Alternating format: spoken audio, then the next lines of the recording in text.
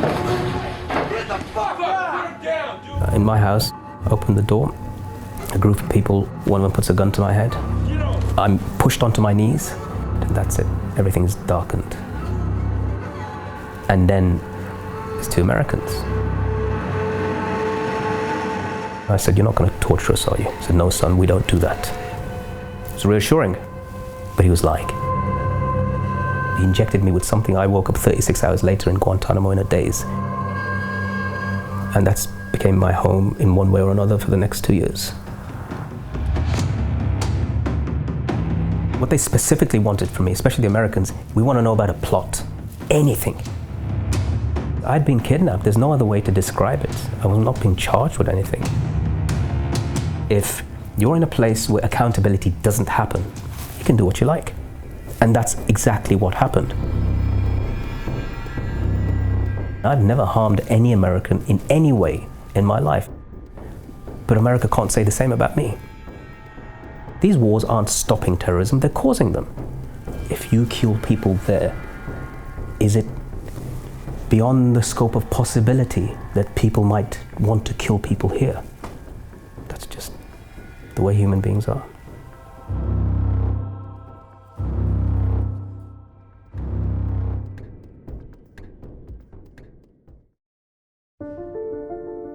They say that the human race is doomed, that we have lost touch with our true nature, that the media has corrupted us, and that the planet has no future. I disagree. I believe that humanity is full of hope, and that our salvation lies within each one of us. My name is Brian Rose, and my job is to listen, the oldest method of learning known to man. Each week I seek out individuals that are changing the world, people who are living and thinking in a different way. Their stories will challenge your beliefs, make you question your choices, and perhaps inspire you to change. I never planned on doing any of this, but now I can't stop. Join me on this mission and make humanity something we can all be proud of. Guantanamo Bay, that infamous institution we've all heard so much about. The orange jumpsuits. Obama wants to close it. Trump wants to reopen it. We've heard so many things about what goes on inside. So when I got the chance to speak to a former inmate, I jumped at it. And I got to sit down with Moazzam Begg. He's a fascinating man, a British citizen who was snatched from his home in Pakistan after the 9/11 attacks, held in detention in Afghanistan at a US base, and then taken to Guantanamo for 2 years, and then released without ever being charged.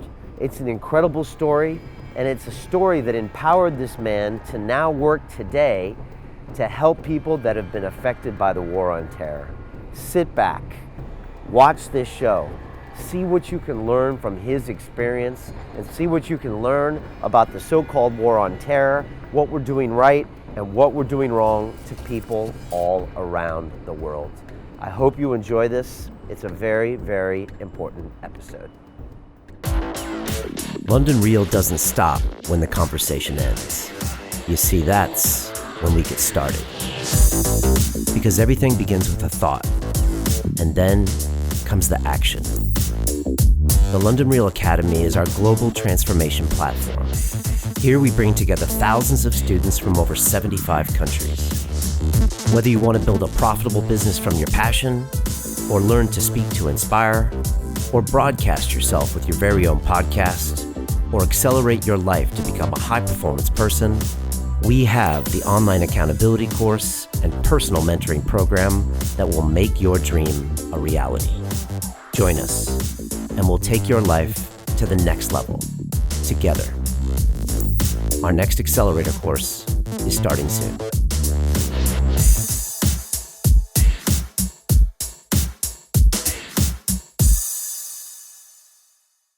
This is London Real. I am Brian Rose. My guest today is Moazzam Begg, the former Guantanamo Bay prisoner who was featured in the BBC documentary The Confession: Living the War on Terror. The U.S. authorities held you as an enemy combatant and claimed you were an al-Qaeda member, yet you've never been convicted of any crime. Today, you're an advocate for the rights of those held at Guantanamo Bay and elsewhere, and serve as the Director of Outreach for CAGE, a London-based advocacy organization which aims to empower communities impacted by the war on terror. Moazzam, welcome to London Real. Thank you for having me. It's great having you on here. People would probably be surprised that we just spent the last 20 minutes talking about Ice-T, a rapper from America. And it's kind of strange that a kid that grew up in San Diego and someone that grew up in Birmingham were listening to the same hip-hop music. And I figured we might as well start there. Why were you listening to that music back then, and what did Ice-T tell you? I'm quite fascinated by the very fact that we're talking about somebody who impacted, I guess, both of our lives in different ways. For me, at that time in the 90s, in 1990 in particular, listening to the album OG, Original Gangster, it was about coming out of my teens. It was about learning who I was. It was about my own experience of fighting neo-Nazi skinheads here in the UK, being beaten up by them, told often, Paggy, go home, seeing neo-Nazi salutes, Sikh Heils, Nazi-style salutes. And in the face of that, trying to figure out, am I British? Am I Pakistani? Am I Asian? Am I a Muslim? What am I? Where do I fit in?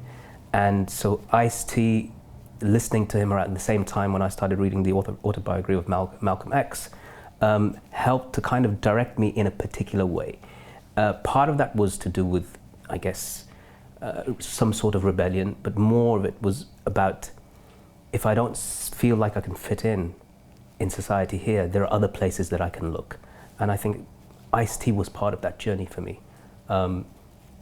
And it continued to develop. For me, it took a journey then afterwards where I found and believed that my identity that I felt most comfortable with was my Islamic identity, my Muslim identity, that I'd already inherited from my parents. And that was interspersed with different aspects of being British, being Pakistani, and so forth. But what I believed transcended, for me at least, my national identities was my faith and my Islamic identity. Okay, so you're a young man searching for who he is. You're in your teens in Birmingham and you're trying a few different things, listening to this music. Now you're reading the autobiography of Malcolm X, which I read one time actually on a road trip when I was about 19 years old. Probably I was maybe drawn to similar things of rebellion, of anger against the system, trying to figure out who I was. And I was kind of attracted to these historical figures, and Malcolm X is a fascinating one, to say the least. But he's a black guy, and neither one of us are black. How do you understand that? I think the experience, or at least the concept of seeing oppression or even perceived oppression and injustice versus justice, or somebody who stands up for it, is something that all of us, regardless of background, color, ethnicity, or race or religion, can see, even if we don't agree with them completely. For me, Malcolm X clearly had that transition from being a street gangster, somebody who sold dope, who put women on the streets and so forth, going to prison, having that transformation. And that transformation for me was very, very important in reading his autobiography, because it linked to something. He joined the Nation of Islam, which essentially is exclusive to black people. So I couldn't relate to that. But what I could relate to is that when he has his journey to Mecca and the Hajj, and then he embraces Orthodox Islam, where white and black are equal. And in that moment, for me, that's when Malcolm X really penetrated my heart. I was listening, of course, to, as I said, Ice-T, and Ice-T would make reference to Islam, but he'd be talking about the Nation of Islam, Farrakhan and his movement and so forth. Whilst there are aspects of Islam that any Muslim could relate to in relation to that, they know it's exclusive for essentially for black people in America. And so mainstream Islam will never be part of that. And so for me, it was more of it cemented the idea for me that the direction I'm going to take is Orthodox Islam, and adhere to it and try to adhere to its principles. and not based upon my readings of old books and so forth, but something more contemporary. Malcolm X, a person who lived, and at least in my father's generation. And the interesting thing is that by Malcolm seeing, when he went to the Hajj, and by seeing all these different races of people, he was like blown away. And that, you could argue, got him killed, because he came back and rejected the Nation of Islam and started kind of on his own path, made a lot of enemies, political things that were happening inside there, and, you know, he died. I remember when I queued up for several hours in the rain in 1992 outside of bookshop here in Birmingham to buy a book. It was that was about the life of Muhammad Ali, and eventually I got through amongst all these hundreds of people, got him to sign my book, and I said to him, "You are the champ," and he replied, he had Parkinson's at the time, and he replied, turned around and said, "You call me a tramp?" And I was mortified, and then he just started laughing.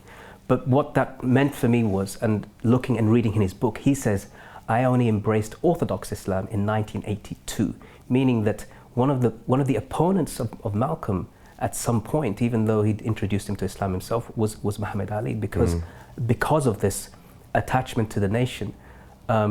Whereas Malcolm, as you said correctly, once he took the path of Orthodox normative Islam, that's when he became a threat to some people, because now he started talking the message of universality and accepting people based not upon a color, which is supposed to be irrelevant, but upon a belief. And a belief is slightly different to something you have no choice with. Belief is a matter of choice. Color and race are not. And I think that was what sealed Malcolm's fate. Yeah, because we got into a feud with the Honorable Elijah Muhammad, I believe, and of course he had recruited Muhammad Ali in a lot of the original ones, and then it got ugly. And we don't know all the details, but I think something kind of went wrong there. So that's kind of fascinating that you saw in that book that aspect of it. Yeah, certainly. And throughout my incarceration in Bagram, in Guantanamo, I came across the autobiography of Malcolm X by soldiers who were reading the book. And some soldiers who hadn't, I'd recommend to them, please read the book to form your own view, not just of your own American experience, but how that links to us, the prisoners here, because we are Muslims. And for some of the soldiers, it was the first ever interaction with Muslim prisoners. So I tried to explain to them that this is also part of the American experience, a journey to Islam. And it may be one that you might be interested in, at least learning about and educating yourselves. And some of them did. Why were they reading that book? Again, mostly it was the black soldiers that I came across who had the book. And I saw various reactions. Some soldiers, say from, I don't know, Kentucky or from North Carolina, would say, oh, that's a racist book, he was a terrorist. Whereas the soldier would say, no, he wasn't. He was somebody who fought for our liberation and for our rights and so forth. So I think everybody, including, whether it was us prisoners, we're having our own hard time, but the soldiers were having a hard time, struggling, not only with being out on a deployment in a country where they don't speak the language and they don't understand the culture or the customs, but also about where do they fit in all of this. I came across one American soldier who told me, who grew up on a reservation. Now he's a white Caucasian soldier, but he said that what was done to my people, meaning the Native Americans, even though he's white Caucasian, he said is like what we're doing to you right now. And he felt a massive conflict within himself about the abuses that we faced, that he was witnessing and in some cases part of, and what he knew had happened to the Native Americans. He saw some parallels about the way in which other people are treated. We were called enemy combatants, but prior to that, we were called enemy aliens. That was the official designation. So you're an enemy of the United States, but you're also an alien, meaning you're something different, you're something out of this world. And that language and that terminology, that attitude, stems back from a dark page, I think, in the United States history of otherization of people. Whether it's Native Americans or the black people in America. It's a lot of this kind of a constant kind of revolution and transition, and then looking at ourselves. I know you famously have a friendship with one of your prison guards from Guantanamo. He came to the UK for your movie premiere, and it's a fascinating relationship, because obviously it goes to what you're talking about now. He was struggling with the fact that he had to do this job, which was to maybe terrorize you to a certain extent. I do want to get back to Birmingham, but can you talk about that briefly? Well, I had relationships or friendships with several of the American soldiers, and at least 2 of them have visited me in my home. One in particular, Al, I remember him very well because I got to know these guys, and I got to go know these guys because of solitary confinement. Had I been in general population most of my time, I don't think those relationships would have ever built up, because it always would be a hostile situation, us and them in military combat gear, the US soldiers, and us in the orange. But in the uniqueness of being in solitary confinement in an enclosed room, there's nobody else, there's just you two, whoever it happens to be that's on duty at that time. So I got to know East Coasters, West Coasters, people from the Midwest, black, white, Hispanic, and everything in between. I have never been to America in my life, but America has been to me, and it showed me a face of it that I didn't know existed, in a place that most Americans don't know exists in that way, Guantanamo Bay, Cuba. And therein, speaking to some of these soldiers, sometimes being a mentor to them or an advisor or a guide about relationships, about history, about culture, about politics, it was absolutely unique. It cannot be replicated anywhere else in the world. And those friendships, understandings, and interactions developed to a point at which I knew that some of these guys will be friends for life. No matter what happens, I will always think about them, and vice versa. And there are a number of people I've spoken to, phoned, talked to on Facebook. I mean, well, the wonders of Facebook, there's so many former soldiers on there I'm talking to. And then from there, it developed into, I want to come over and visit you. And in the relation to this particular Al, he's a guy from, from the West Coast, and he always treated me like a human being. He bought me things that I think would have got him thrown out the army. Just little things, maybe a little piece of chocolate, maybe a little movie that he brings up on a portable DVD player. The first time I ever saw the film Snatch was in Guantanamo Bay, because Al showed it to me. And these little acts of humanity, which, as I said, they cannot be replicated. So when Al eventually came over here, he stayed at my house. He met my wife, he met my child who was born when I was in Guantanamo.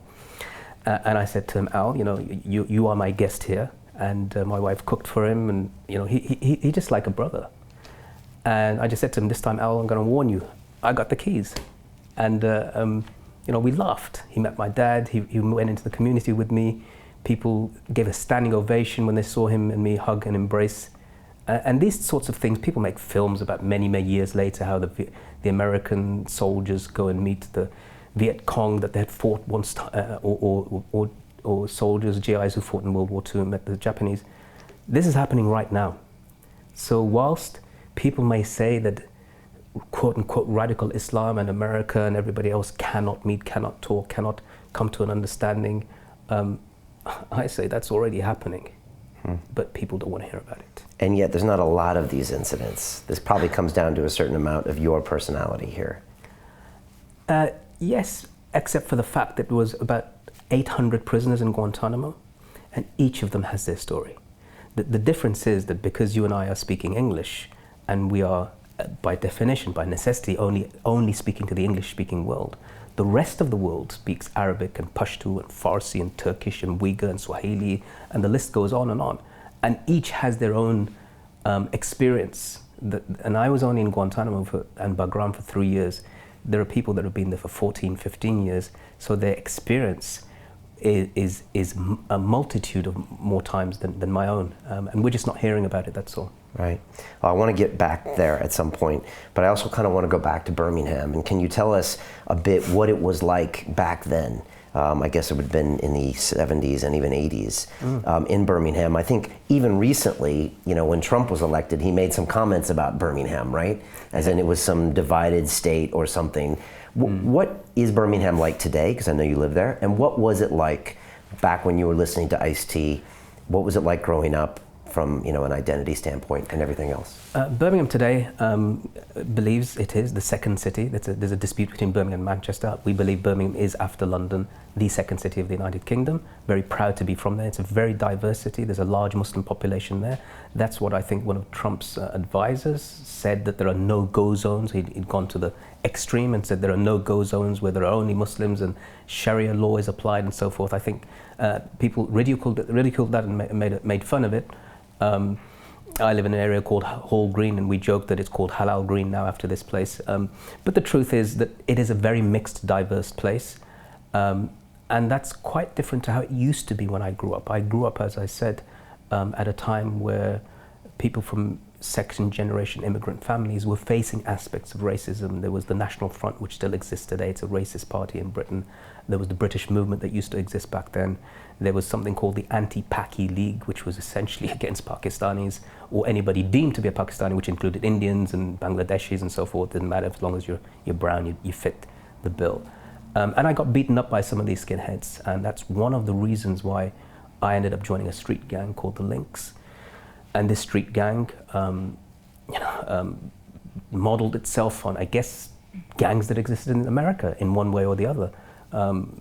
And that's also part of the connection, I guess, when I talk about Ice-T or others. We were connected to that kind of genre. Did you have your own vests and colors? We did. Okay. We did. There were ex-Italian like the army. Warriors. We were very influenced by the Warriors. Okay. Very influenced by the idea of colors, by the idea of gangs, of regional gangs.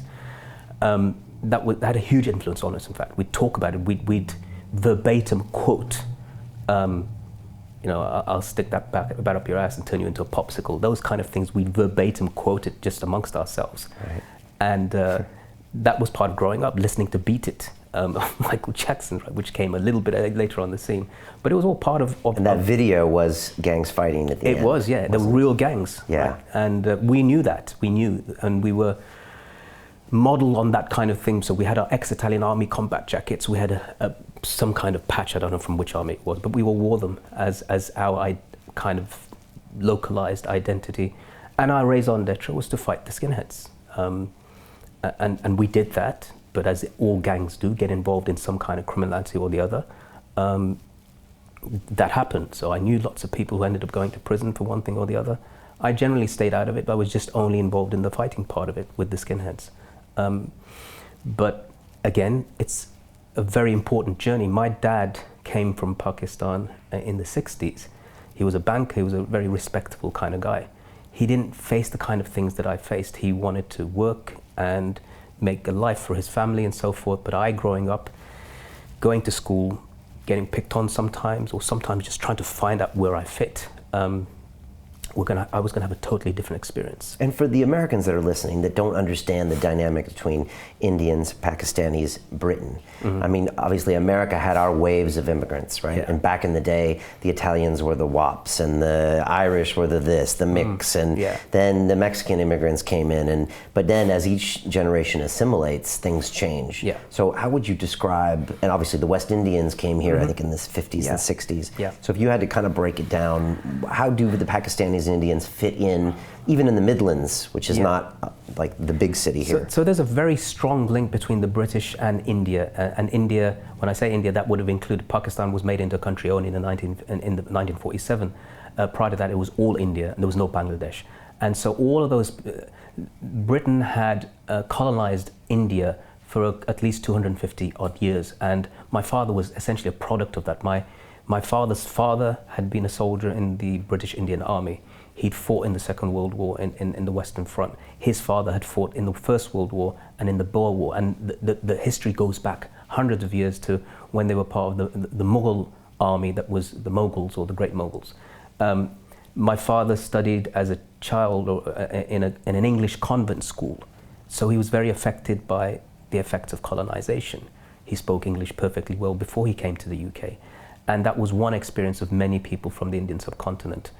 So essentially, one of the reasons why we say there's so many here is because Britain was there, therefore we are here. There's kind of a reciprocation. And I know in America, when they talk about Asians, they mean East Asia. But here in Britain, when we talk about Asia, we talk about South Asians, people from the Indian subcontinent. And I guess that's part of our, it's always going to be part of my identity. But at the same time, you mentioned West Indians. I was growing up alongside West Indians. So I used to speak with a patois accent and talk like that, And the only reason why that was the case is because so many of my friends had come from that background. And again, the rebellion was part of their culture, of some of the guys that I was growing up with. The Rastafarian movement, the reggae music, and localized responses to what they felt was police brutality, the targeting of black people. It was kind of, I wouldn't say to the extent of what was happening in America, but it was happening. The institutionalized racism was clearly happening here in the UK. And it was the black community then, it wasn't us. Asians were known for working hard, for keeping their heads down and so forth. And then that, eventually after 9/11 and so forth, things started to change. Okay, and I want to talk on that. Talk to me about, as you get into your teens and early 20s, what's the transformation that's happening with you? What's going on in your head? And how do you start either reconnecting to Islam and start getting involved in other things? I think there was a couple of things that happened. This was probably later in my late 20s and early 20s and late teens. There was the war in Bosnia, which was the former Yugoslavia. I learned for the first time I had ever known, that there's an indigenous population of Muslims in the heart of Europe, blonde-haired, blue-eyed Slavic people who are getting killed essentially because they are Muslims. And to me that was shocking, fascinating, and all of those things. But I felt some kind of connection, though it was a loose. I didn't speak the language, I didn't understand the culture, didn't know their history, but I wanted to learn more.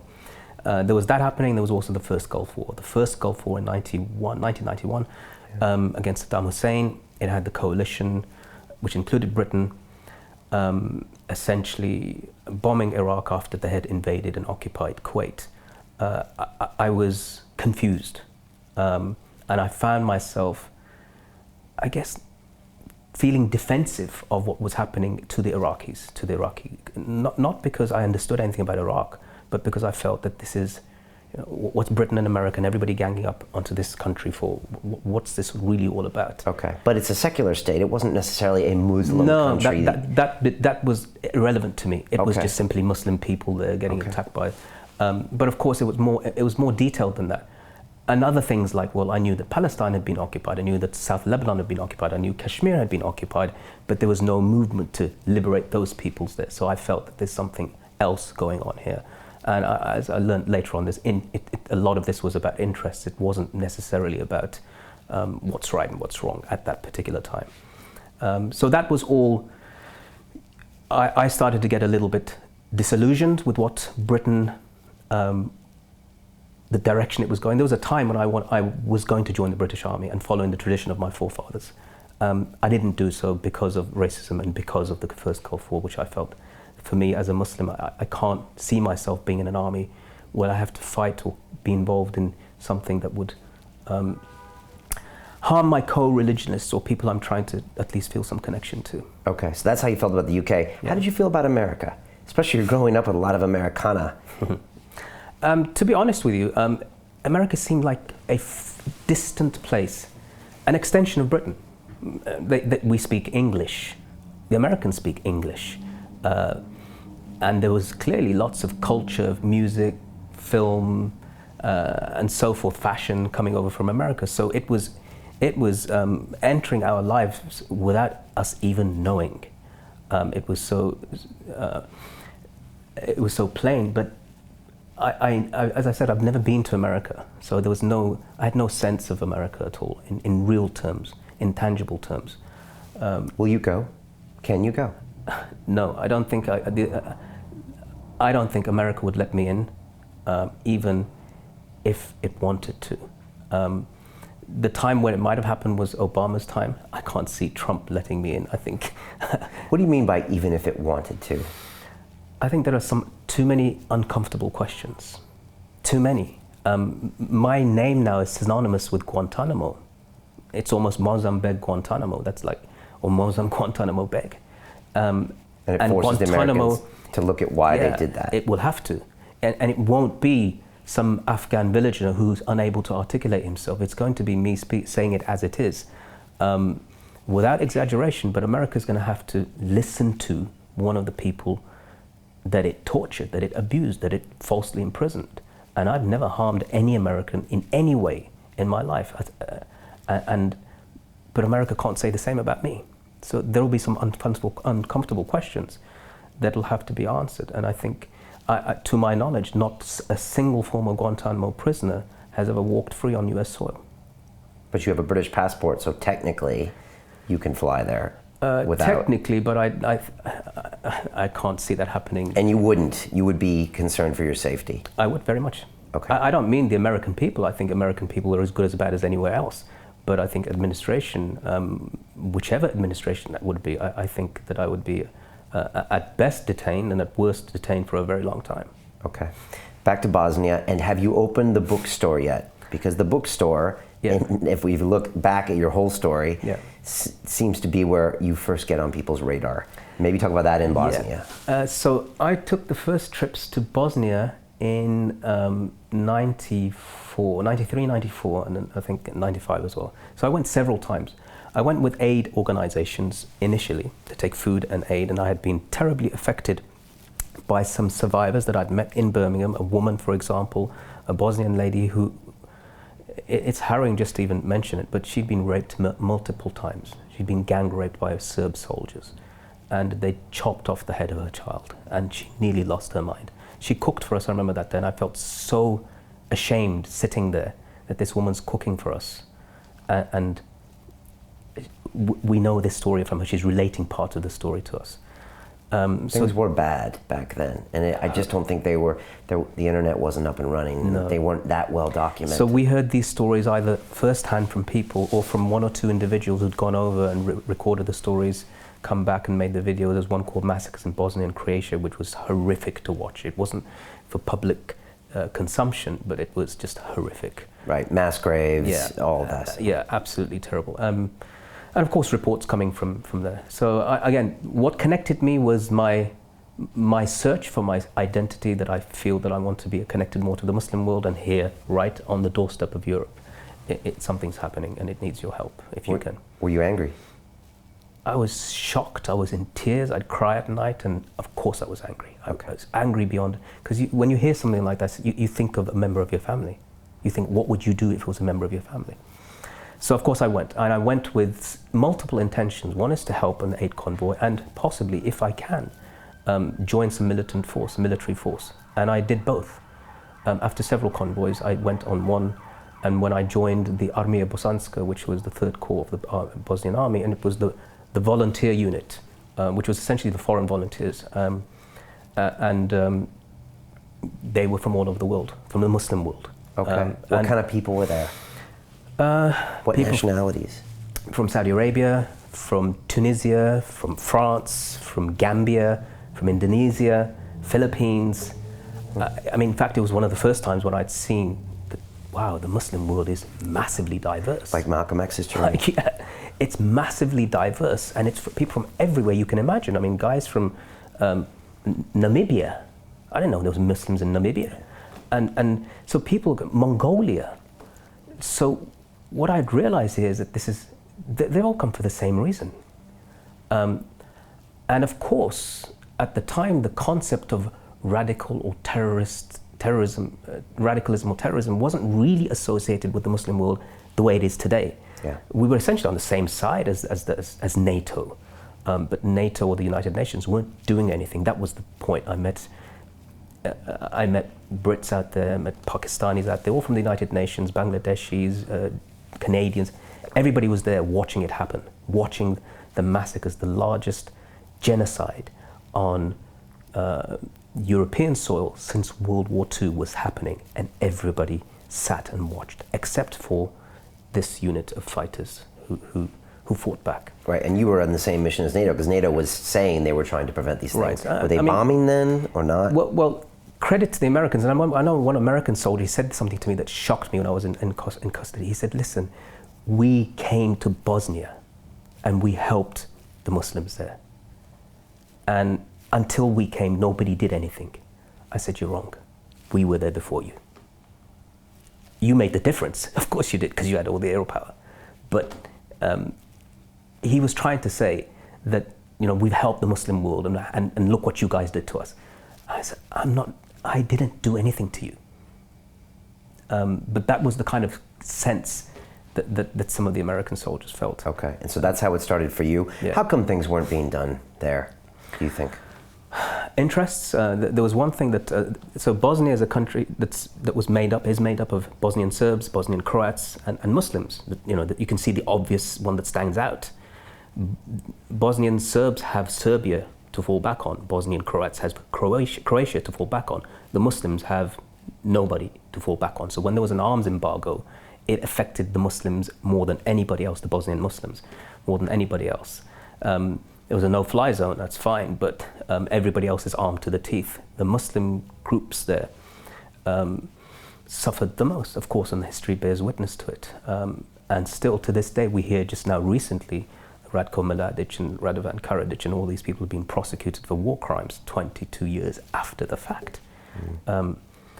So the price that was paid, it was the hemorrhage of Europe. And to this day, we talk about Islamophobia and the Muslim threat, but the biggest threat that's ever happened in Europe since World War II has been against Muslims. It was a genocide. And I think that has to be remembered for the context of what happens next. Okay, and you're talking about what happened there. Yeah. What was it like fighting? What did you see? How did it change you? I have to admit that though I had this, I wanted to fight. I was there in the winter period in particular, where fighting had just become, there was no fighting taking place.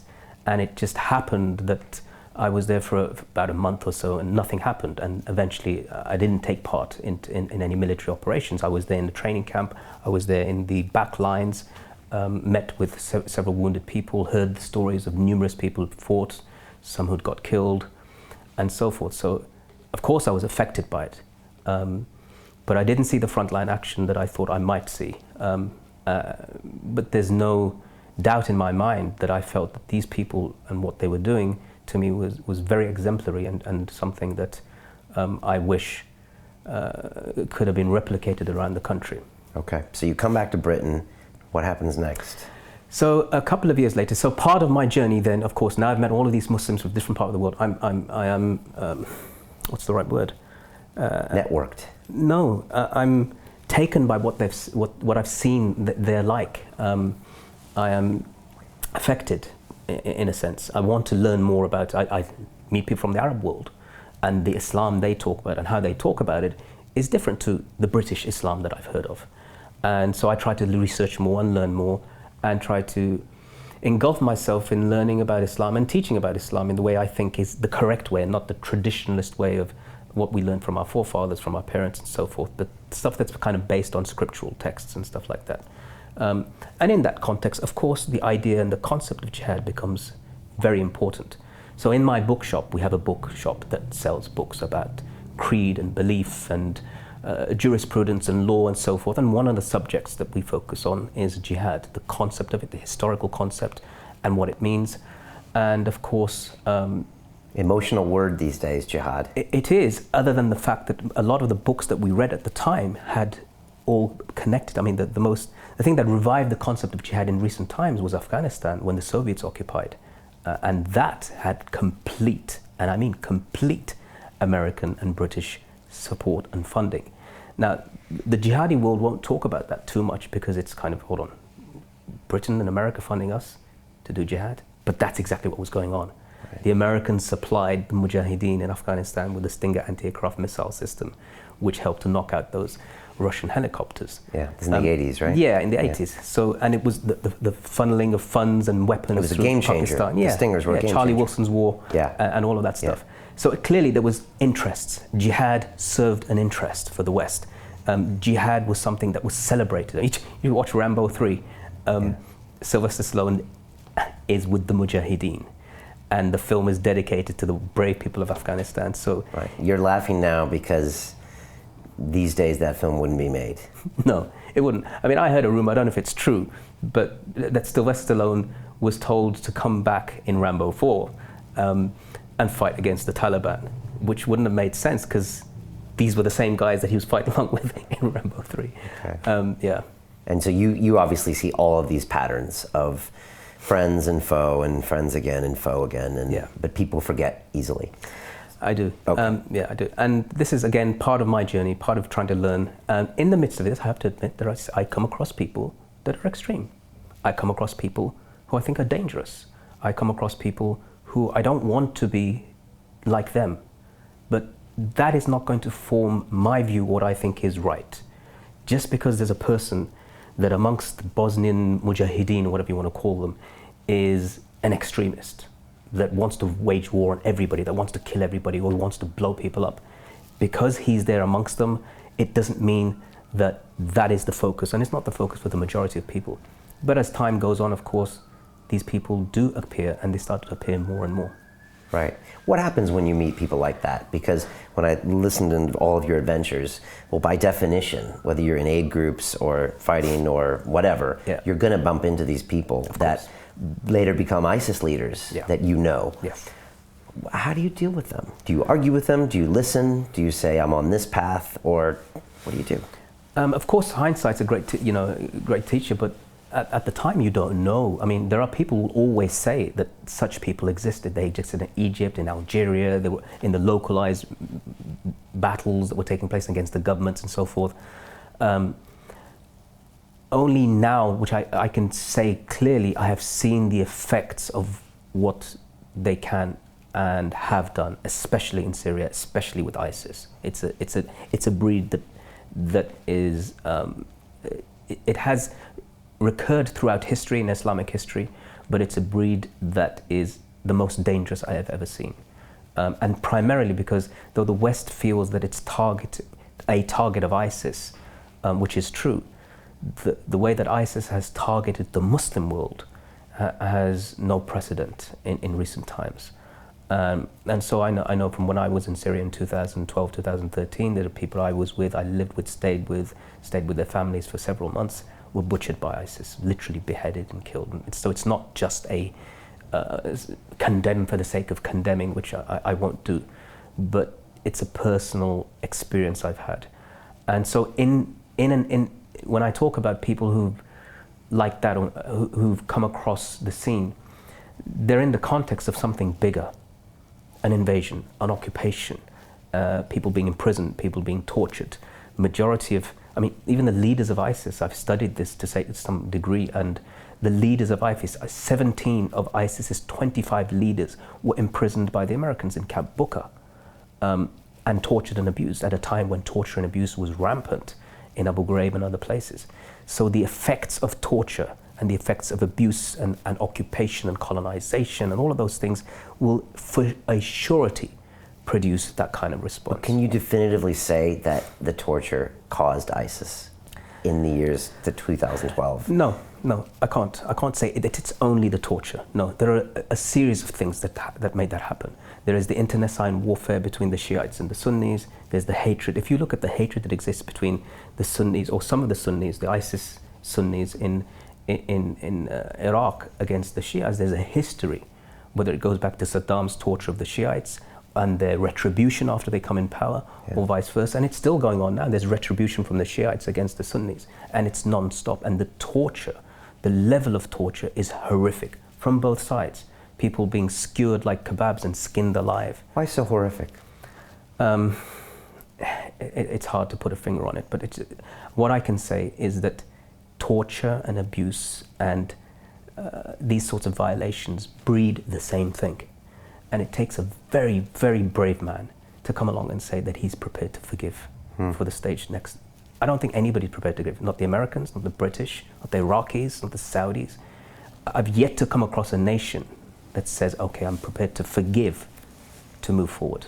Is it also something endemic in Islam itself, with the Sunni and the Shia divide and the different versions of history? I mean, this is going to be hard to get away from in the next 100 years, 1,000 years? Well, look, let's just compare, right? In Europe, we've had the Protestants, the Church of England, and the Catholics fighting each other for hundreds of years, literally at each other's throats.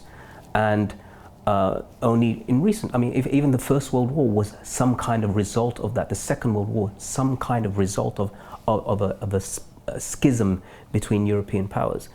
So for that to be replicated in the Arab and Muslim world, it's going to happen, despite the fact there's more that unites the Arab and Muslim world than does unite Europe. In Britain, and just look in Britain, we've got 4 countries in Britain that have all histories of being occupied by England, Scotland, Wales, and Northern Ireland and Ireland. And yet we've managed a union. Europe, now it has the union, it's going to fall apart now that Britain's pulled out. But it has a union despite its history, its culture, its customs, and its languages. The Arab world, you take from Morocco to Iraq and everything in between, speaks one language, has one faith, generally.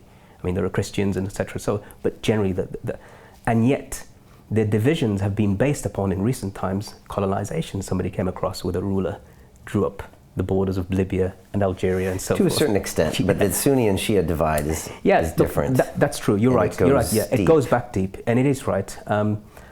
And you're right in the sense of these repercussions are happening all over the world. So what's happening in Yemen is a result of that Shia-Sunni divide right now, right? What's happening in Lebanon, it happens in Pakistan every now and then, and there are bombings between the various communities of Shias and Sunnis.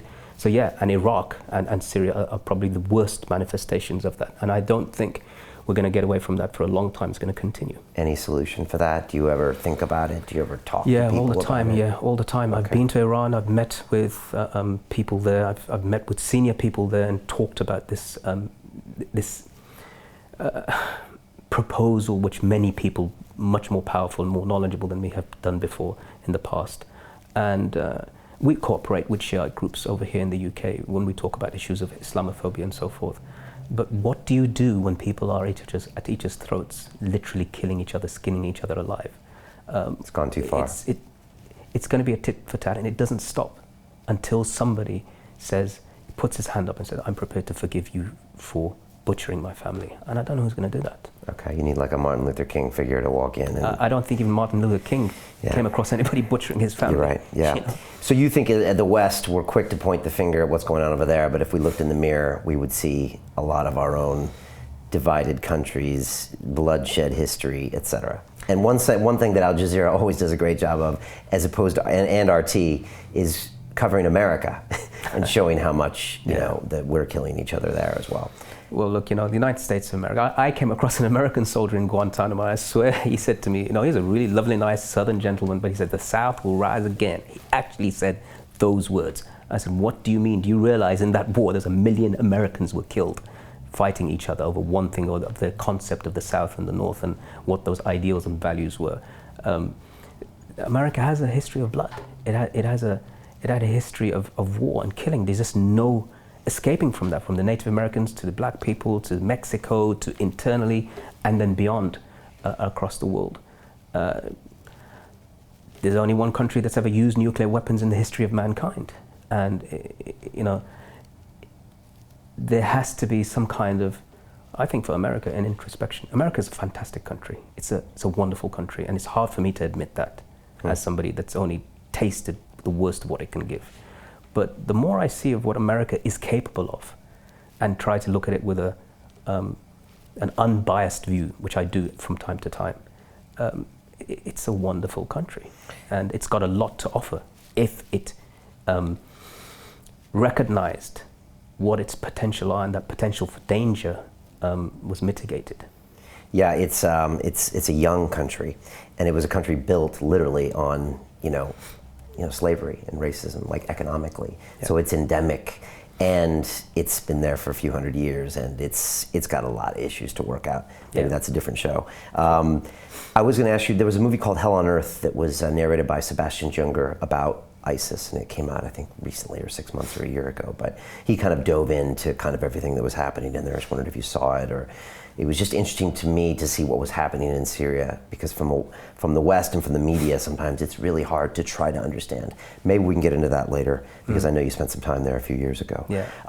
The bookshop, you mentioned you had a section on Jihad. Is this how you first kind of got on the radar of MI5 and other people, do you think, or can you tell us about also your thoughts on Jihad? We didn't really finish there. Yeah.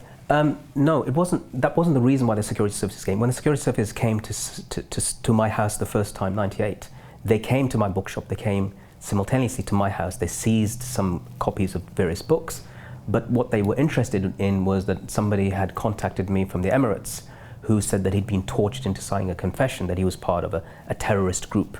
Now, he wrote to me and asked me to find him a lawyer. He knew I had connections with lawyers, which one of them was Gareth Peirce, which is Britain's most celebrated human rights lawyer. And I contacted her and explained to her that this person's been tortured. It's my first interaction or on any case to do with torture and British security services being involved. So they came about his case. But of course, simultaneously, they searched my house, they searched my bookshop, and they took some of the books. Some of the books were about jihad, about various concepts of jihad and so forth. And they weren't interested. Long story short, they wanted to see what they were about, and they returned everything, and there were no charges, and the charges were dropped. But it did give me a bit of a shake-up in the sense of, prior to that, I'd been visited by MI5, and prior to that, my view of MI5 was, these guys are like the James Bonds. So when my first visit by MI5, 5 o'clock in the morning one day, I was a bit tired, but almost at the end of that visit, when they asked me about my views on jihad, they asked me about this particular individual I'd written about and sought legal advice. I thought, wow, I've just been visited by James Bond's organization. Isn't it really cool? And that's what I told my friends. But I didn't realize that this was the beginning. This was the first step in literally the haunting of Moazzam Begg by MI5, because then they turned up at various junctures in my journey in some horrific places where I was tortured. Okay, and I want to talk about some of those things. What is jihad in your view? Well, let's start with the pinnacle of jihad. The hadith or the prophetic saying is that the best jihad is speaking a word of truth in front of an oppressive ruler. Now, I think, why? Because speaking against an oppressive ruler, and I mean this particularly in places where there is real oppression, where you can't speak and you can get thrown in prison and tortured. Speaking out in a place like that is going to be much more difficult than, say, taking up a gun and fighting in a battle, because you're definitely going to be targeted if you speak out. So of course that's one aspect of jihad, which I believe in, and I try to believe that I want to practice now. In the past, jihad meant to me a physical jihad. It meant taking part in military action, military operations, fighting an enemy. Jihad meant, according to all the books that I ever read on Islamic jurisprudence and understanding, looking at the Mujahideen who fought in Afghanistan against the Soviets, of whom I met many in the UK, and they would talk about jihad in the way that they had practiced it, i.e. fighting the Soviets, defeating the Soviets, kicking them out of Afghanistan. Jihad in Bosnia to me was a pristine jihad fighting against people who were involved in genocide. So it meant that to me. And it always will mean that to me.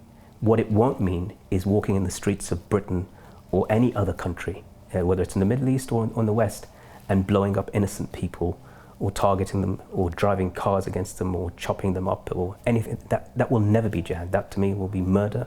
It'll be, I don't like to use the word terrorism because it has all sorts of connotations, but what it will be is cold-blooded murder.